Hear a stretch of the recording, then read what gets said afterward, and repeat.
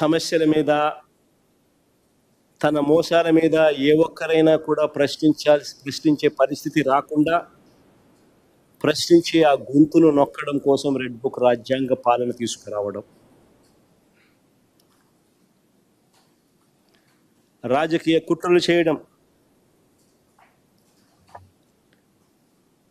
దాని ఫలితంగానే ఈరోజు ఇంకొక కరెంట్ అఫైర్స్లో ఉన్న ఇంకొక సబ్జెక్ట్ గురించి విపులంగా చెప్తాను. దాని ఫలితంగానే లిక్కర్ స్కామ్పై తప్పుడు కేసు పెట్టి రాజకీయ కక్షకు దిగడం. నిజంగా ఎంత ఆశ్చర్యం కలిగించే విషయం అంటే ఇది. అసలు స్కామ్ ఎక్కడ జరిగింది అని నేను అడుగుతా ఉన్నా.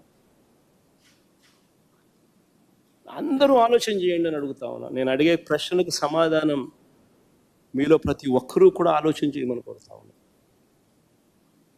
నేను అడిగే ఈ ప్రతి ప్రశ్న మీ మనస్సాక్షిని మీరు అడగండి అని చెప్పి నేను అడుగుతా ఉన్నా.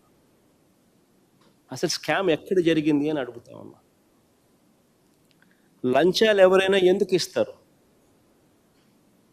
మళ్ళీ అడుగుతా ఉన్నా. లంచాలు ఎవరైనా ఎందుకు ఇస్తారు? ఎవరైనా మద్యాన్ని ఎక్కువగా అమ్మి, లంచం ఎవరైనా ఎందుకు ఇస్తారు? మద్యాన్ని ఎవరైనా ఎక్కువగా అమ్మి సేల్స్ పెంచి, ఆ పెంచిన దానివల్ల డిస్టిలరీలకు లాభాలు పెరిగితే లంచాలు ఇస్తారా? లేక సేల్స్ తగ్గిపోయి వాళ్ళు తక్కువగా అమ్మి ట్యాక్సుల రూపేణా వారి మీద బాధి దానివల్ల సేల్స్ తగ్గి, దానివల్ల వాళ్ళకు రావాల్సిన లాభాలు తగ్గి, అలా తగ్గితే ఎవరైనా లంచాలు ఇస్తారా? ఒకసారి ఆ టేబుల్ ఒకసారి చూపించము. ఒకసారి ఈ టేబుల్ను ఒక 10 నిమిషాలు అట్టే పెడతాక 5 నిమిషాలు పెడతా. ఒకసారి అందరు చూడండి టేబుల్ను. 2018 నుంచి 2019 మధ్య చంద్రబాబు చివరి సంవత్సరం ఒకసారి గమనిస్తే 3,84,00,00,000 కోట్ల 3.84 కోట్ల కేసులు లిక్కర్ అమ్మకాలు జరిగితే, బేర్ అమ్మకాలు 2.77 కోట్ల కేసులు. ఆ 5 సంవత్సరాల చంద్రబాబు నాయుడు గారి పాలనను ఒక్కసారి చూడండి. 2014 నుంచి 2019 దాకా లిక్కర్ సేల్స్ ఎలా ప్రతి సంవత్సరం పెంచుకుంటూ పోయాడో ఒక్కసారి గమనించండి.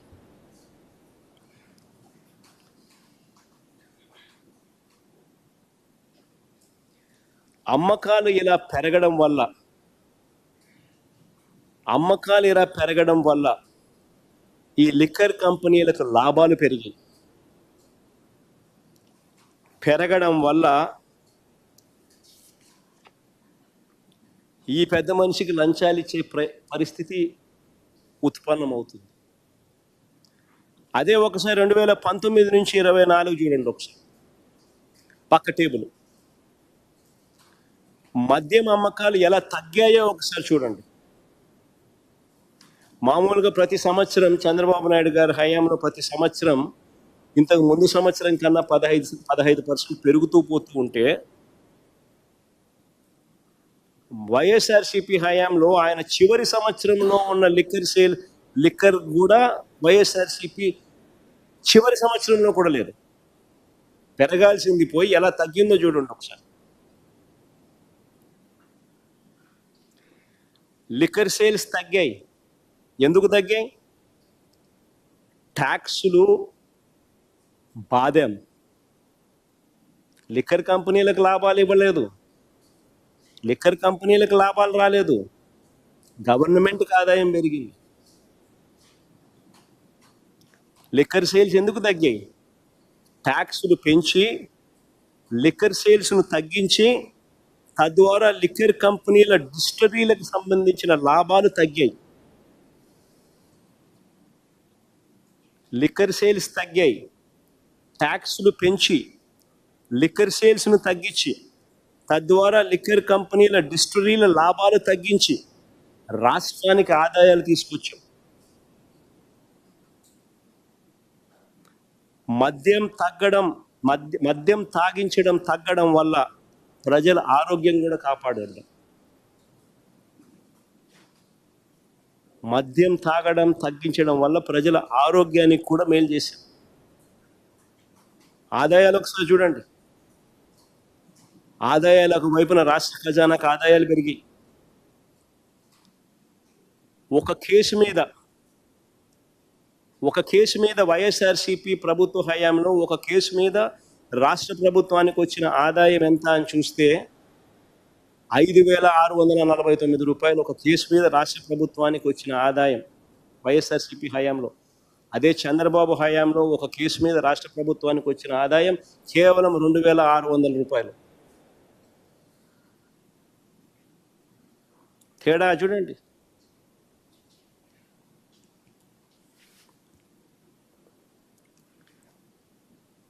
ఇప్పుడు చెప్పండి, డిస్టిలరీలో ఎప్పుడు లాభపడ్డాయి? అందరిని అడుగుతా ఉన్నాను, డిస్టిలరీలు ఎప్పుడు లాభపడ్డాయి? ఎవరి హయాంలో వాళ్ళకి లాభాలు పెరిగాయి? ఎవరికి వాళ్ళు లంచాలు ఇస్తారు? ఆలోచన చేయమని అడుగుతా ఉన్నా అందరినీ కూడా. మద్యం విక్రయాలను ప్రైవేట్ వ్యక్తులకు అప్పగిస్తే లంచాలు ఇస్తారా? ఇది కూడా ఇంకోటి ఆలోచన చేయండి. మద్యం విక్రయాలని ప్రైవేట్ వ్యక్తులకు అప్పగిస్తే లంచాలు ఇస్తారా, లేక ప్రభుత్వం ద్వారా మద్యాన్ని అమ్మే టైమింగ్స్ను నియంత్రిస్తూ, పర్మిట్ రూములను రద్దు చేస్తూ, 43,000 బెల్ట్ షాపులను మూసేయిస్తూ, మద్యం దుకాణాలను 33% తగ్గిస్తూ నిర్ణయాలు తీసుకుంటే లంచాలు ఇస్తారు? ఆలోచన చేయమని అడుగుతా ఉన్నా. ఎవరికి లంచాలు ఇస్తారు?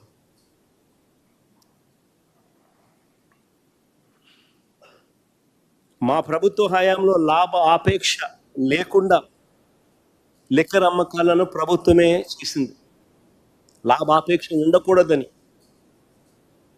కానీ గతంలో ఎప్పుడూ కూడా చంద్రబాబు గారు లిక్కర్ వ్యాపారం అంతా మొత్తం తన ప్రైవేట్ మాఫియా చేతిలో పెట్టి నడిపించాడు. షాపుల కోసం ఇతరులు ఎవరూ కూడా దరఖాస్తు చేయొద్దని బెదిరింపులకు దిగారు. అవునా కాదా? ఆలోచన చేయమని అడుగుతున్నాను. లిక్కర్ షాపుల్లో మన దరఖాస్తులు పిలిచినారు. ఏ రకంగా జరిగాయి? మంత్రులు, ఎమ్మెల్యేలు, పోలీసులు ఏ రకంగా బెదిరించారు? మనం అందరం చూసాం. ఎవరు షాప్ పెట్టినా కానీ 30% కమిషన్ వాళ్ళకి ఇచ్చేలా గేమ్ ప్లాన్ చేశారు. ప్రతి లిక్కర్ షాప్కు పర్మిట్ రూమ్ పెట్టారు. ప్రతి ఊళ్ళో, ప్రతి వీధి చివర, ప్రతి గుడి చివర, ప్రతి బడి పక్కనే లెఫ్ట్, రైట్, సెంటర్ బెల్ట్ షాపులు కనిపిస్తూ ఉన్నాయి. ఈ బెల్ట్ షాపులు, ఈ షాపులు ఏ టైంలో అయినా అందుబాటులో ఉన్నాయి. తెల్లవారుజామున 5 గంటలకు పోయినా షాపులు మందు షాప్ తెరిచి ఉంటుంది. అర్ధరాత్రి 12 దాటిన తర్వాత కూడా మందు షాప్ తెరిచి ఉంటుంది. మందు డోర్ డెలివరీ చేస్తూ ఉన్నారు. బియ్యం డోర్ డెలివరీ చేయడంలా ఆపేసినారు, కానీ మందు డోర్ డెలివరీ చేస్తూ ఉన్నారు.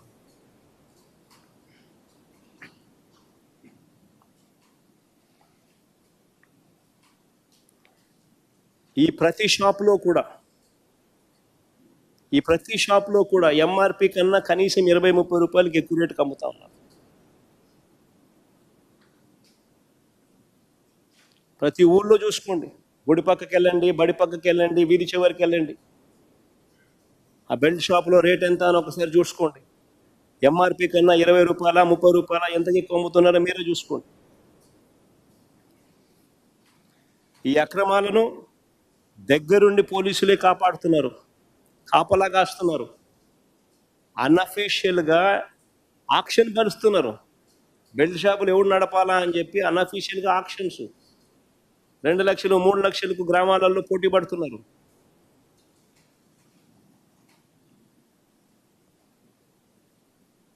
₹20, ₹30 ఎంఆర్పి కన్నా ఎక్కువ రేటుకి అమ్ముతున్నారు. దగ్గరుండి పోలీసులు అమ్మిస్తున్నారు. ఈ డబ్బంతా కింద నుంచి పై వరకు వీళ్ళే పంపకాలే. ఒకవైపున ఈ పంపకాలు ఇలా మాదిరిగానే పంపకాలు పంచుకోవడమే కాకుండా ఏ లిక్కర్ కంపెనీ డిస్టిలరీకి మేలు చేయాలనో వారికి వీరే ప్రైవేట్ లిక్కర్ షాపుల సైన్యంతో వీళ్ళు ఇండెంట్ ప్లేస్ చేస్తారు. అంతా వీళ్ళ చేతుల్లోనే ఉన్నాయి షాపులు, వీళ్ళే ఇండెంట్ ప్లేస్ చేస్తారు. చంద్రబాబు నాయుడు ఏ డిస్టిలరీకి మేలు చేయాలనుకుంటాడో, ఎవరికి మేలు చేయాలనుకుంటాడో వాళ్ళ పేరు మీద వీళ్ళ ప్రైవేట్ సైన్యంతో ఇండెంట్ ప్లేస్ చేస్తారు. అలా వీళ్ళు ఇండెంట్ ప్లేస్ చేస్తే ఆ డిస్టిలరీ వాళ్ళకు ఎక్కువ మద్యం సప్లై చేసే పరిస్థితి వాళ్ళకు ఉంటుంది. ఇలాంటి పరిస్థితులు ఎక్కడైనా కూడా మా హయాంలో చూశారా అని అడుగుతా ఉన్నా. మా హయాంలో ఎంఆర్పికి మించి ఒక్క పైసా కూడా ఎప్పుడైనా ఎక్కడైనా అధికంగా వసూలు చేసిన పరిస్థితులు ఎక్కడైనా ఉన్నాయా అని అడుగుతా ఉన్నా. మరి ఎవరి హయాంలో ఎవరి పాలసీ వల్ల లంచాలకు ఆస్కారం ఉంటుందో మీరే చెప్పండి అని అడుగుతా ఉన్నా. ప్రైవేట్ షాపుల చేత,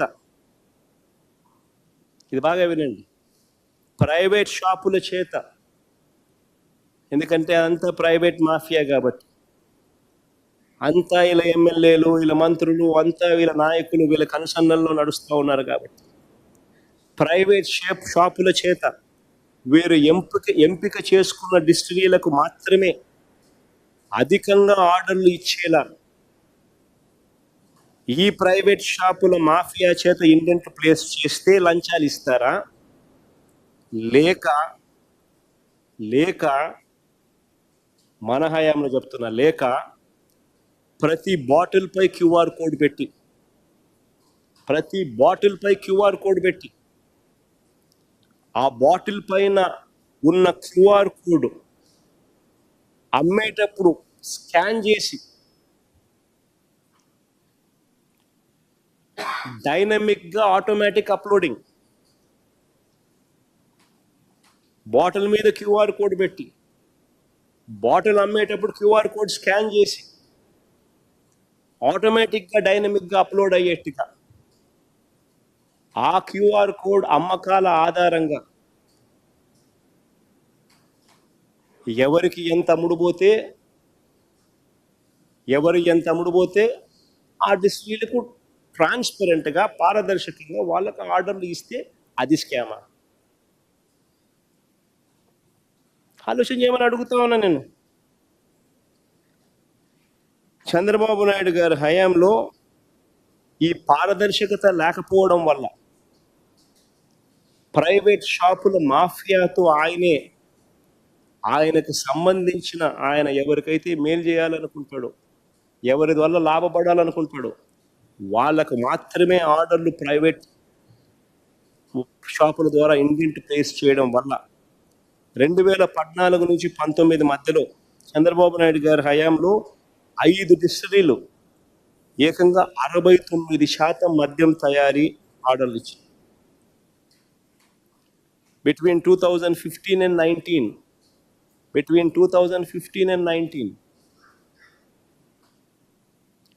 5 distilleries alone captured 69% of Madhyam Tayari. 69% of the orders were placed only to these 5 distilleries to manufacture and supply liquor. ఏది స్కామ్ అని అడుగుతా ఉన్నా నేను.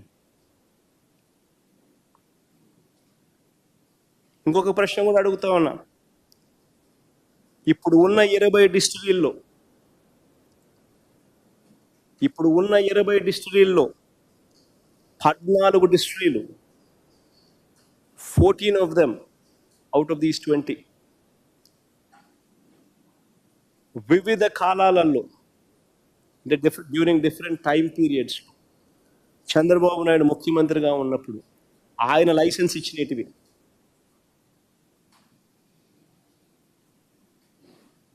మిగిలిన 6 కూడా వైఎస్ఆర్సీపీ ప్రభుత్వం లైసెన్స్ ఇచ్చినటివి కాదు, వేరియస్ అదర్ గవర్నమెంట్స్ ఎప్పుడెప్పుడో ఇచ్చినటివే తప్ప వైఎస్ఆర్సీపీ గవర్నమెంట్ ఒక్కటంటే ఒక్క డిస్టిలరీ లైసెన్స్ కూడా ఇవ్వాల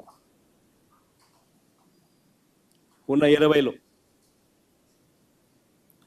ఇంకొక విషయం, ఆ 20 డిస్టిలరీలను ఎంపానల్ చేసింది ఎవరు? ఆ 20 డిస్టిలరీలను ఎంపానల్ చేసింది చంద్రబాబు నాయుడే. వైఎస్ఆర్సీపీ ప్రభుత్వం ఒక్కటంటే ఒక్క డిస్టిలరీని కూడా అడిషనల్గా ఎంపానల్ చేసింది లేదు.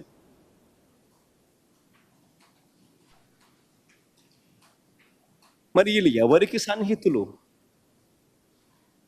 మరి వీళ్ళు ఎవరికి లంచాలు ఇస్తారు? ఎవరి హయాంలో వీళ్ళ సేల్స్ పెరిగి, ఎవరి హయాంలో వీళ్ళందరికీ లాభాలు పెరిగి, ఎవరి హయాంలో ఎవరికి లంచాలు ఇస్తారు? ఎవరి హయాంలో వీళ్ళ సేల్స్ తగ్గినాయి, వీళ్ళ లాభాలు తగ్గినాయి?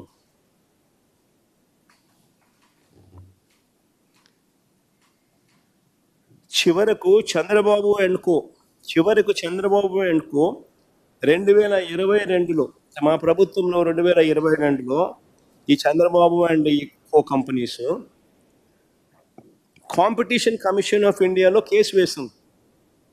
సిసిఐలో, కాంపిటీషన్ కమిషన్ ఆఫ్ ఇండియాలో. ఈ ఆర్డర్ని జాగ్రత్తగా పరిశీలించాలని మీ అందరినీ కూడా కోరుతాను. ఈ పిటిషన్లో వేసిన అంశాలన్నీ కూడా టీడీపీ వాళ్ళు అప్పుడు ఇప్పుడు చేస్తున్న అభియోగాలే.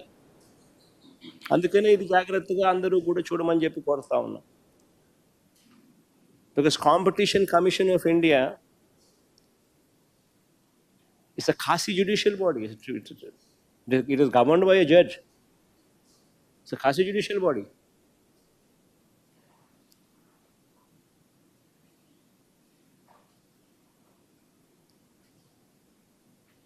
Competition commission of India Chandrababu Naidu గారు ఈరోజు పిటిషన్ ఏదైతే ఈరోజు పిటిషన్లో వేసిన అంశాలన్నీ కూడా టీడీపీ వాళ్ళు అప్పుడు ఇప్పుడు చేస్తున్న అభియోగాలు. అప్పుడు కాంపిటీషన్ కమిషన్ ఆఫ్ ఇండియా ముందుకు వీళ్ళు పిటిషన్స్ వేసినప్పుడు వచ్చిన అభియోగాలు. ఆ అభియోగాలు ఏమిటి అని అంటే, కొన్ని బ్రాండ్లను ఉద్దేశపూర్వకంగా తొక్కిపెట్టారని, సప్లై ఆర్డర్లలో వివక్ష చూపించారని ఆ పిటిషన్లో వాళ్ళు ఆరోపించారు. కానీ competition commission of India September 19, 2022 ఈ అభియోగాలన్నింటిపై విచారణ చేసి, ఈ అభియోగాలన్నింటిపై సుదీర్ఘమైన విచారణ చేసి 2019 సెప్టెంబర్ 19, 2022 సుదీర్ఘమైన విచారణ చేసి, ఈ అభియోగాలపై అన్నిటిపై సుదీర్ఘమైన విచారణ చేసి, సంబంధించిన అన్ని రికార్డులను చూసి,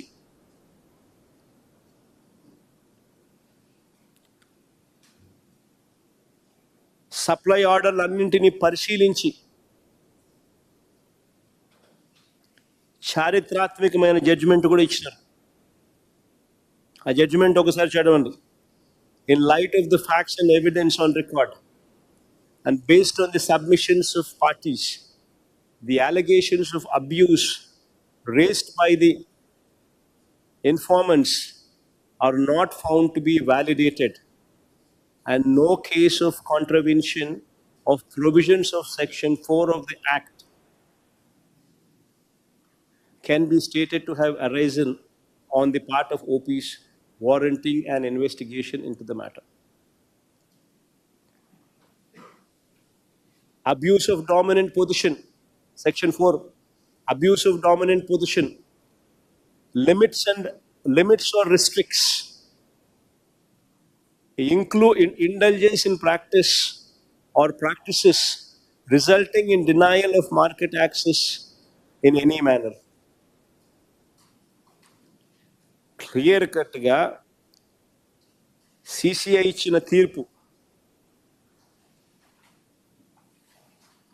రాష్ట్ర ప్రభుత్వం అమలు చేస్తున్న మద్యం విధానం పూర్తిగా సహేతుకంగా ఉందని, ప్రభుత్వం అనుసరించిన విధానం వల్ల మద్యం అమ్మకాలు తగ్గాయని, అన్ని కంపెనీల మద్యం బ్రాండ్లు కొంటున్నారని, వాటికి సంబంధించిన చెల్లింపులు కూడా సకాలంలో చేస్తున్నారని తీర్పిచ్చింది. సిసిఐ ఇచ్చిన తీర్పులో పారా 85, 90, 95, 96, 97, 98 అండ్ 101 పారాల్లో ఈ మొత్తం వివరాలన్నీ కూడా ఉంటాయి.